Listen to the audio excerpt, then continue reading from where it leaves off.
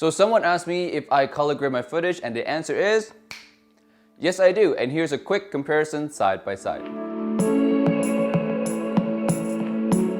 Hey guys, and welcome back to another video. Today we have Office for Men by Fragrance One, or by Jeremy Fragrance as a lot of us know him by. Fragrance One, Office for Men. What do I think of this fragrance after owning it for 3 or 4 months now? I wore this fragrance around 20 times, give or take, and my thoughts about it really go up and down. And now I finally have a concrete thought to kind of share with you guys. So let's get right into the scent of this thing. So with the scent of this fragrance, you're gonna start off with a very, very zesty bergamot smell, which is a gorgeous smell because if you know bergamot in any capacity, bergamot is probably one of the most used fragrance notes on the market because it just smells so good, and you get that really fresh, zesty bergamot, but it's not an airy bergamot. It's not something that's very fleeting or fading. This one is a quite rich type of bergamot due to the amount of ambroxan that is in this fragrance. And if you guys know, the ambroxan is a synthetic version of ambergris, which adds this kind of very ethereal, kind of salty, almost a little bit of a marine vibe to the fragrance. Adding that onto the bergamot, it gives you a really nice, kind of rich smelling, zesty bergamot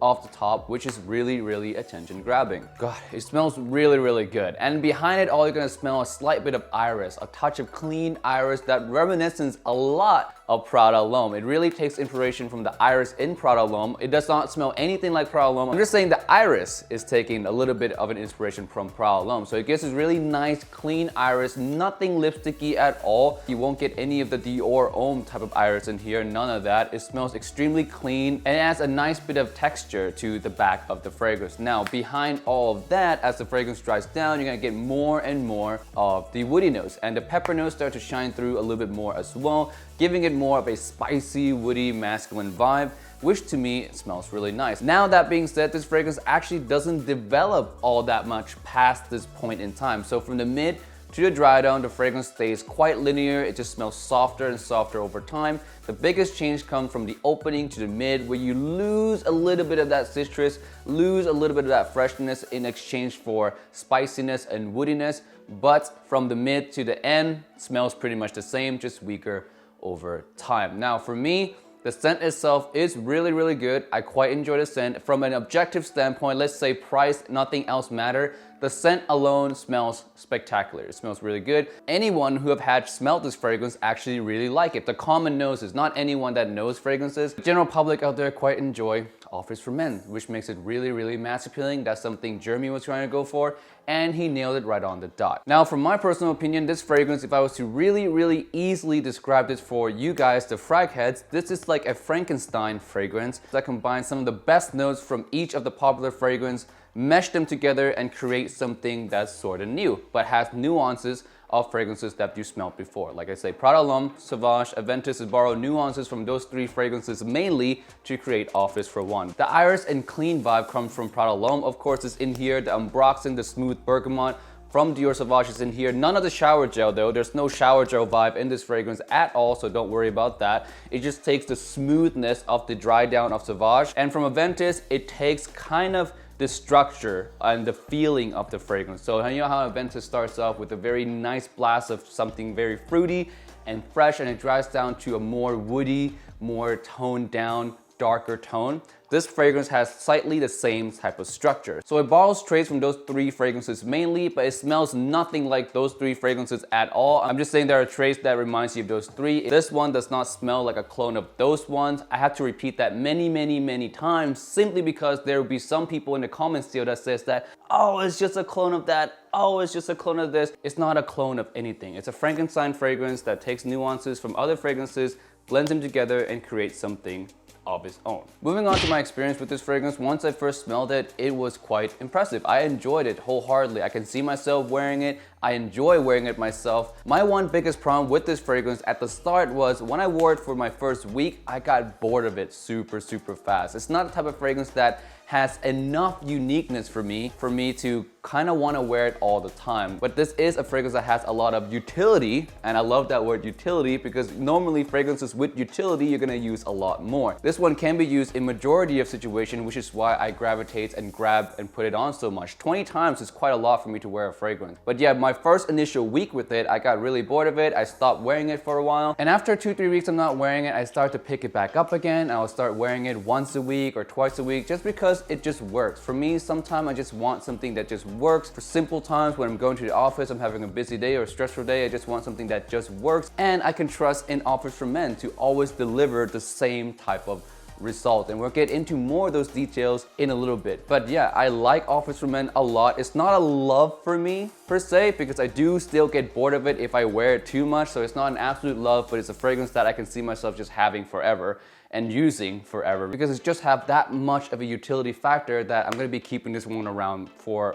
forever, really. Moving on to the performance of this fragrance, this is where this fragrance is the strongest. The projection on this is insane for the first 2 to 3 hours, and after that it peters out, but it never really becomes a skin scent until roughly around 5 hours into the fragrance, which is extremely impressive. Now the longevity of this is even more impressive at 12 hours plus. At the 12-hour mark, when I was in Milan, I first smelled this. I sprayed it on, I met Jeremy early on in the day, he sprayed it on my hand, right? And at the end of the night, maybe around 1 a.m. in the morning, I can still smell it. That's 12 hours plus. I put my nose to my hand, and it was still there, and quite strongly still there as well. It's not super fleeting, it doesn't have any hints of it going away anytime soon. It's still quite prominent on my skin. So longevity, performance, projection, all those things are very strong in this fragrance, which is one of the biggest reasons why I enjoy having this one around so much, because like I said again, it always delivers when it needs to deliver. It never fails on me performance wise. I just get an all day wearing out of this fragrance from 2 sprays, and I love that. Next we move on to occasion, and now this one says Office for Men. You can actually use this any given time at all because it smells fresh enough, it smells seductive enough, the pepper in there gives it a little bit of a masculine sexy vibe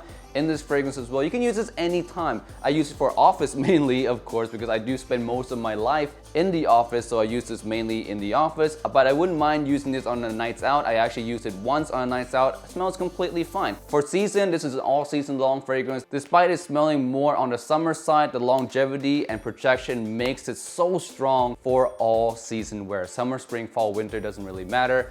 All occasion wear as well. The only time where I see that this might not be the most appropriate is maybe at times where you're not even supposed to wear a fragrance in the first place, like in a restaurant. But besides that, you can wear this fragrance absolutely anytime. Next we have compliment factor, and this fragrance off the scent alone has a really high compliment getting potential because it just smells really good. It smells mass appealing, girls love it. And here's a snippet from one of my videos I did with my friend Basma. I like this one. You like that one? I give this one a 10.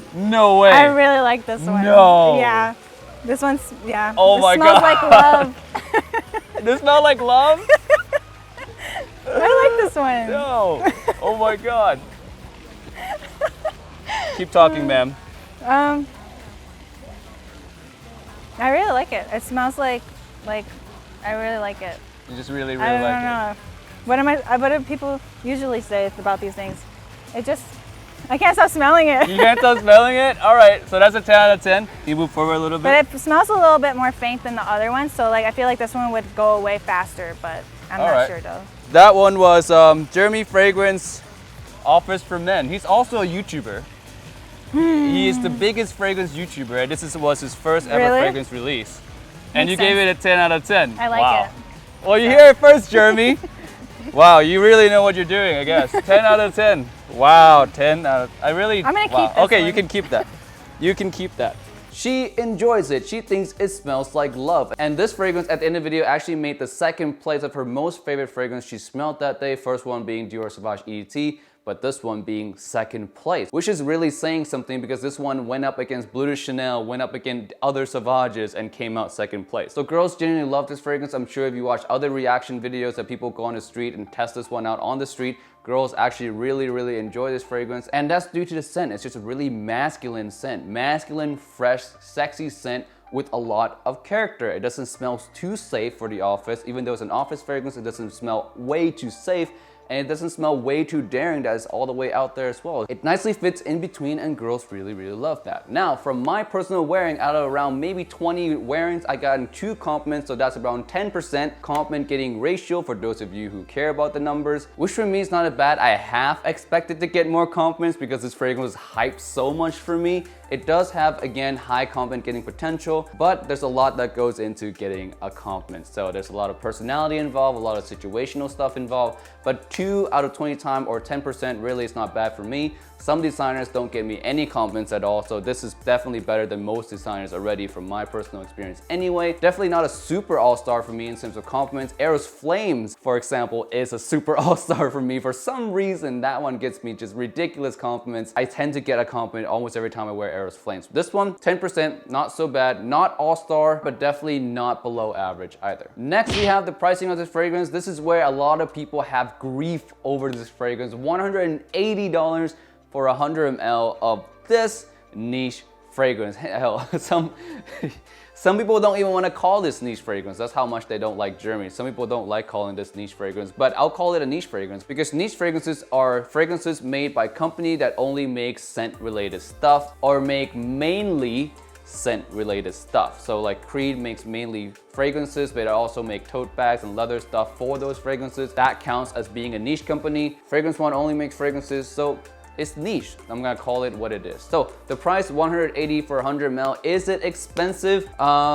Yes and no. Yes, for people who are looking for fragrances on the budget, absolutely. 180, you can get a lot of budget fragrance that does similar jobs in terms of mass appeal, in terms of maybe not performance, but in terms of mass appeal, definitely. You can get similar results with cheaper fragrances. And Jeremy himself also mentioned that price doesn't really matter when it comes to mass appeal. And that's absolutely true. So if you're one of those people who are looking for bargains, this one is definitely on the expensive side for you. But for those of us who wear designer fragrances on the daily, we're spending, you know, $80, $70. And for those of you who buy a lot of niche fragrances like Tom Ford, Creed, Atelier's Cologne, all these fragrances, this is not really that expensive. This is on that a little bit expensive side, but it's not super, super ridiculous like a lot of people make it out to be. Like for example, 50 ml Tom Ford runs for $250 to $300 nowadays. And even at discounters, you're gonna find it for like $150 to $180 for 50 ml, 50 ml. This one is 100 for 180, same price tag as Pacific Rock Moss, also 180 for 100 ml. So for me, this is not too expensive, and the utility that this fragrance gives is amazing. The longevity is amazing, the confidence is really good, the scent is really good, versatility is really good. It checks all the marks for being a great fragrance, and for 180 to get all that quality into your fragrance, I don't feel like it's that much at all. And like I said, utility factor alone will gravitate you towards wearing this fragrance more, especially if you have a smaller collection. This is pretty much a one and done deal for you. So in my opinion, the price is not too expensive. It's actually quite decent. Lastly, before we go, would I recommend you get this fragrance? I would recommend you get this fragrance if, say, one, you have a smaller collection and you care more about the usability of the fragrance rather than the artistic part of this fragrance, because the artisticness of this fragrance, not so much, but utility is extremely high. So if you have a small collection or if you care more about practicality, you should buy this fragrance. I highly recommend it. If you care more about the art, you're really into niche, heavy, complex blend of combination of notes that only God can come up with, that's not for you. That's not for you, and I don't recommend it because I do get bored wearing it myself. I am into more of the art, but I also understand the practical side of things as well. So two different type of audience. Practical, yes, highly recommend it. Art, not really, don't really super recommend this one. All right, that's it for this review of Fragrance One, Office for Men by Jeremy Fragrance. Thank you so much for watching. I hope you guys enjoy. I hope you find this useful. And with that said, I'll see you guys next time. Peace. Bye.